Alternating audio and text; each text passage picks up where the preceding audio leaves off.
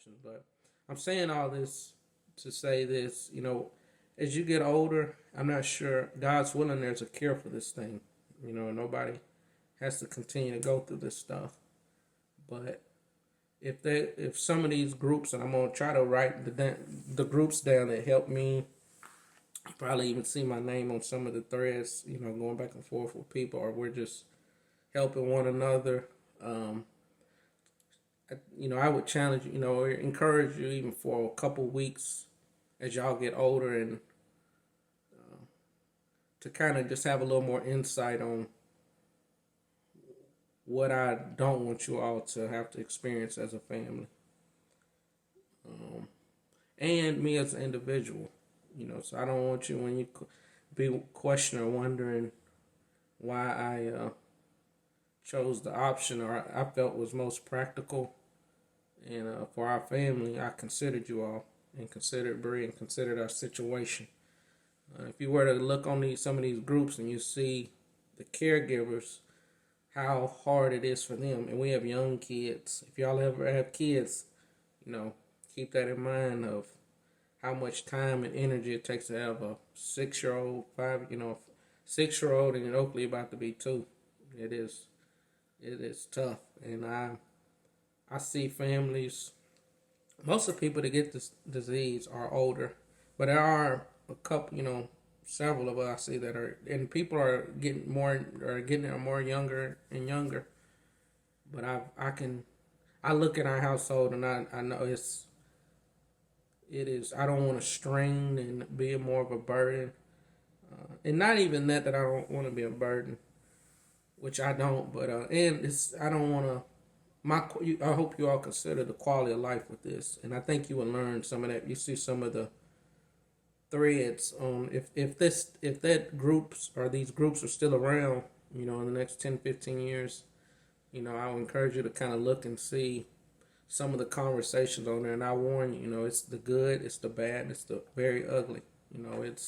I had a coworker was on it, and she was real supportive at first, and she was like, "Bro, man, this is a lot.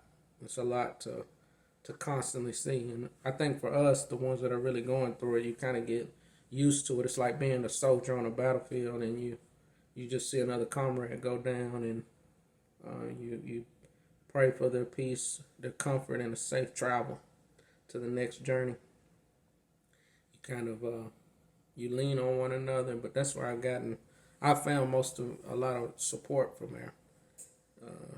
But I would encourage you all to check some of them out to have perspective. It's going to offer you perspective, and consider. Maybe it'll give you some insight on the way I was thinking, and the way that my dad was trying to avoid us to have to go through this. It can be a long, drug out process, and families can suffer just as well. Caregivers, it's a situation. I just saw something the other day where the caregiver is ready to tap out because, with this disease, eventually, you can become 100% dependent on people. And, the patient, or the PALS is what we call it, which is a patient with ALS, PALS.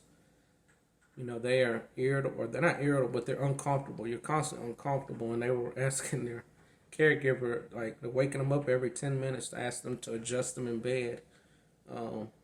It is, I've tried to describe this stuff to some people. Imagine not being able to scratch an itch because your arm isn't working, your hands don't work, and how dependent you are upon everybody. There's a lot of health issues that go with this disease, and I'm beginning to feel mine's increase, and I just hope you all keep that in mind as you get older and you're trying to, or you're, I don't know how you all will think about my decision making or how you feel about it, but I encourage y'all to look at some of that stuff, and keep it in mind, and it's just keep that as perspective when going through this. I don't want you all to take on any more than y'all have to, as kids and Jathan, you're already really helping Oakley is too. You know, which y'all can get little stuff and Jay, man, you come, dang, you want me to get it? And y'all both will do it. And we're just really not, I've seen so many stories, where people try to keep a person alive and it, drains the resources. Mentally it's draining, physically it's draining. Bree hadn't probably had good sleep in over 6 years just because with kids. Jathan, you're a horrible sleeper, and then Oakley with your boots, it's tough. It's a tough thing, and man, sleep deprivation's no joke.